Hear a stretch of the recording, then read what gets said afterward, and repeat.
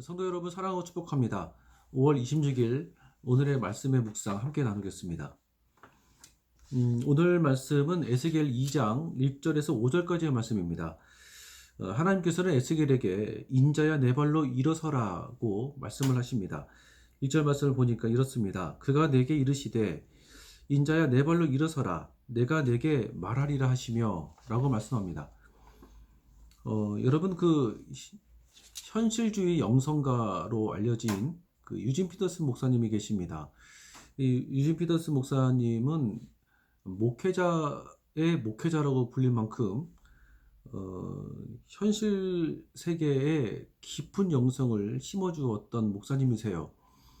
제가 이분의 책들을 많이 좋아해요. 그런데 이제 우리나라에서도 몇 번 오셔서 강연도 할 때마다 좀 가기도 하고 그랬었는데 작년에 이제 천국을 가셨잖아요. 근데 이분이 쓴 책들을 이렇게 보면 이런 게 참 좋더라고요.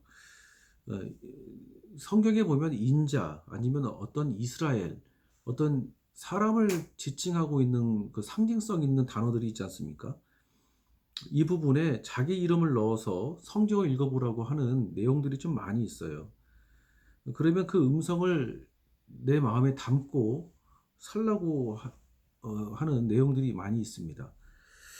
그래서 1절 말씀을 한번 적용을 해서 보면 그 인자라고 하는 부분에 자기 이름을 넣어서 한번 성경을 읽어봤으면 좋겠어요.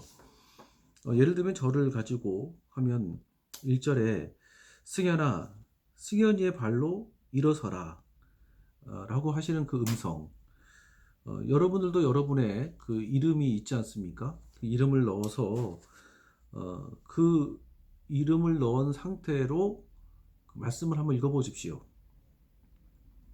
나의 이름을 불러주시고 그리고 희망이 느껴지지 않는 그런 현실에서도 언제나 내 이름을 불러주시고 그리고 함께 계시는 하나님의 사랑, 하나님의 말씀이 다시 한번 우리 마음 가운데 깊게 새겨졌으면 좋겠습니다.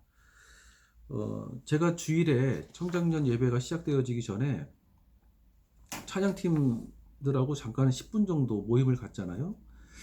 그때 물어봤었어요. 만약에 예수님이 지금 내 앞에 나타나셔서 나를 위해서 한마디를 해주기를 원하신다면 어떤 말씀을 하나님이 해주기를 바라냐고, 가장 듣고 싶은 말이 뭐냐고 물어봤어요. 여러분들은 어떤 말을 듣고 싶은 심정이신가요?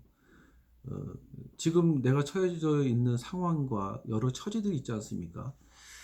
그때 지금 주님이 내게 나타나셔서 내 이름을 불러주고 나에게 해줬으면 하는 말 한마디가 있다면 그 한마디가 여러분에게는 무엇인지 좀 궁금하기도 합니다. 오늘 1절 말씀이 여러분의 심령에 큰 힘이 되었으면 좋겠습니다. 일어서야 되는데 일어설 용기가 나지 않는 사람이 있는지 모르겠어요. 해야 될 것은 알고는 있는데 감히 이렇게 마음에 용기가 나지 않아서 과감하게 도전이 잘 안 되지는 분들도 있는지 모르겠습니다. 그런 분들에게 내 이름을 불러주시고 다시 일어서라고 하시는 그 말씀이 우리 마음 가운데 큰 용기가 되어지고 큰 길라잡이가 됐으면 좋겠습니다. 근데 인간은 이런 존재예요. 누군가의 도움이 필요하고요. 그리고 그 말 한마디를 통해서 내가 해야 될 사명을 찾아지는 것이 인간이에요. 한마디를 하더라도 한마디를 또 듣더라도 위로의 말을 듣고 위로의 말을 하면서 내가 해야 될 일들을 찾아가는 것, 이게 사명의 모습 아니겠습니까? 이게 인간이라는 겁니다. 오늘도 앞으로 내가 어떻게 해야 되나 이런 고민이 있는 분들이 있다면 하나님의 말씀, 성령님의 음성을 듣고 내 사명의 자리를 지키고 또 내 사명의 자리를 찾을 수 있는 은혜가 있었으면 좋겠습니다. 에스겔도 말씀을 듣고 자기의 사명의 길로 인도를 받는 그 모습이 3절에서부터 5절까지의 내용입니다. 하나님이 에스겔에게 사명을 줄 때는 이스라엘이 하나님의 율법을 배반한 상태였습니다. 그런데 자신의 잘못들을 이들이 스스로 인정하고 있는 것이 아니라 오히려 자신의 잘못을 스스로 인정하지 못하고 무엇을 내가 잘못했는지에 대해서도 생각하지 않는 모습이었습니다. 오죽했으면 4절을 보니까 얼굴이 뻔뻔하고 마음이 굳은 자들이라고 하나님이 이스라엘을 향해서 얘기를 하고 계십니다. 여러분 그 버클리 대학에 필립 캐롤톡이라는 필립 캐틀롤이라고 하는 교수가 있습니다. 필립 캐틀록. 이분이 미래학자들을 대상으로 해서 15년간 연구 추적 조사를 했대요. 저도 이걸 안 지가 얼마 안 됐는데 이 교수가 미래학자들을 대상으로 연구를 한 끝에 미래학자라고 해서 다 예측력이 다 좋은 건 아니잖아요. 어떤 학자들은 예측력이 좋고 어떤 학자들은 예측력이 좀 약한 학자들이 있는데 가만히 보니까 성격이 그 예측력을 좌우하더라라고 얘기를 하더라고요. 미래에 대해서 예측을 잘하는 사람은 어떠한 분야에 몰두하는 것도 있겠지만 다방면으로 알고 있는 사람들, 얇게 알더라도 다방면으로 많이 알고 그리고 자기 반성을 하는 특징이 있더라는 것입니다. 그런데 자기가 중요하게 생각하는 것만 알고 그 나머지 것들에 대해서는 소홀하거나 무심하게 대하거나 너무 자기의 생각을 확신을 갖고 자신만만하게 생각하는 사람들은 예측력이 좀 부족하더래요. 자신만만하고 자기 생각에 틀리지 않는다는 생각을 갖고 있는 사람들은 다른 사람들의 지적과 충고를 받아들이지를 못하는 성향을 갖고 있더라는 것입니다. 제가 이 말씀을 왜 드리냐면 어떤 선택을 하는데 그 선택을 하기 이전에 이것이 잘 될까 맞될까라고 하는 예측을 하고 어떤 선택을 하잖아요.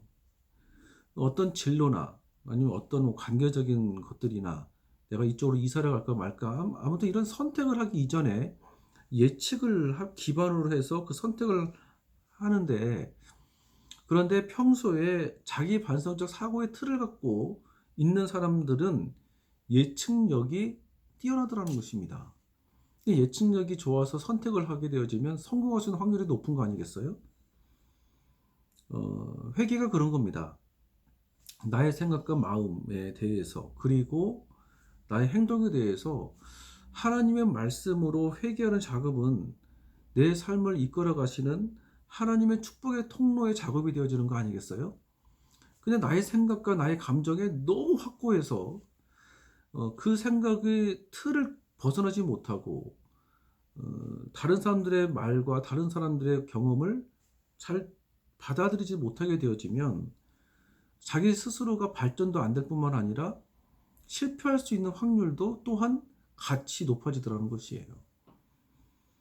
회개하지 않는 이스라엘은 자기 생각이 틀렸다고 받아들이지를 않았습니다. 미래가 불투명하게 느껴져요. 그러나 말씀으로 회개하고 내 삶을 겸손하게 주님께 나아가는 사람들은 하나님의 은혜가 지금 이 순간에도 내 곁에 늘 머물러 있다는 게 보이게 되어집니다. 여러분 오늘도 주신 하루가 있지 않습니까? 이 하루에 똑같이 살아갑니다. 똑같이 살지만 어떤 사람들은 자기의 생각에 확고한 상태로 가는 사람이 있지만 어떤 사람들은 하나님의 말씀으로 의지하고 그 말씀으로 회개하면서 나가는 사람들은 내 미래가 더 밝고 맑게 예비될 줄로 믿습니다. 그래야 여러분 오늘도 주신 그냥 말씀을 가지고 허락하신 그 자리에서 승리하는 하루가 되어지고 한 주가 되어질 줄로 믿습니다. 사랑합니다.